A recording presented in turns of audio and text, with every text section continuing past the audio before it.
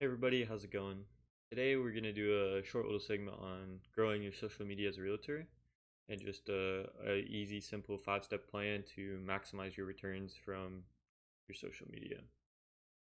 So the first part of it is planning. So you're going to want to create a marketing plan of quantitative, trackable goals that you can look back on and see how you're doing and see if it's optimized as much as you'd like.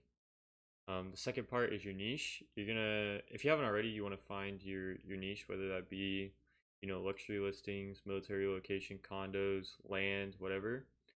You want to find something that you specialize in. That'll help narrow down your audience. The third part is scout. You want to scout what other people are doing in your space and see if they're being successful and emulate that. That way you don't have to start from scratch. You can just see what other people are doing and put your own twist on it. The fourth part is implementing, so that's just pushing out the content. That's the actual action of starting. And then the fifth point is revision.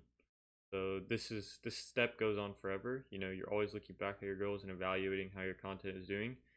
And if it's not being as successful as you want, you're either cutting it or you're pivoting to different areas and trying new things. And so this process is never ending. The first step, planning. Sit down and work out the amount of revenue you need from your marketing campaign for the time and effort to make sense. If you're doing 5 to 10 deals or more a month, then it wouldn't make sense for you to take the time out of your day to run your own social media. This would be the time when it would be smarter to hire someone or a company to run it for you. That's just because the cost benefit isn't there. It makes more sense to outsource it. So how to work out your numbers? So a good rule of thumb is to take the amount of revenue you're making now and have a goal of making 20% more than you currently are. Um, so that's a pretty conservative goal. I think that you could reach for 50% more if you utilize social media correctly. But 20% is a very realistic goal, and it really is on the lower end. So if you want to go higher than that, of course, push yourself. You can do it.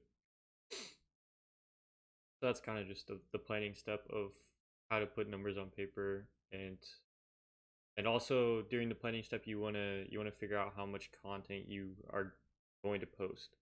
So are you posting 2 times a day for 3 months? Are you posting once on LinkedIn, once on Instagram, once on Facebook, once on TikTok? What are you doing? You're structuring it that way. So your niche. So finding your niche is very important because it makes you a specialist in one area, which people will prefer to work with because you have superior knowledge in that area. So picking your niche depends on many things such as location, previous sales, and your knowledge. If you're at the beginning of your career and you have no idea what you want your niche to be, that's all right. Once you have a few different clients and some more experience in all the different niches, just pick the one that you like the most and the one that you're the most knowledgeable in. It's really as easy as that. So scouting. Scout the competition. Chances are that you aren't the only realtor in your niche that is utilizing social media to boost sales.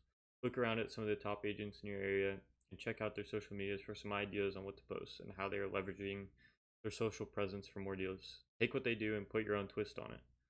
This works because the content they are producing it's already proven to work, and it saves time from you having to struggle to think about things to post. Just make sure that you aren't plagiarizing or anything. You're making your own content. You're just putting your own twist on it. Implementing. So now it's the time to take your planning and turn it into doing. Start posting your open houses, educational videos about first-time home buying, and any other ideas you have. Knowing what platforms to post on is also very important. Using too many can be overwhelming and too much work, and also a bit confusing. So I would recommend picking 1 to 3 at first to constantly post on every day for 3 months. I recommend using TikTok, Facebook, and LinkedIn, as these platforms are the most favorable for fast and quality growth. But it's also up to you. If you already have an Instagram with 10,000 followers or 5,000 or 1,000, whatever, that's also easier to grow on than starting fresh. So just use whatever you're comfortable with, and the results will come. The revision. This is the last step, and it is never ending, like I said before. So I recommend doing this for 3 months. You do your goals for 3 months. You do all your content for 3 months, and then you look back.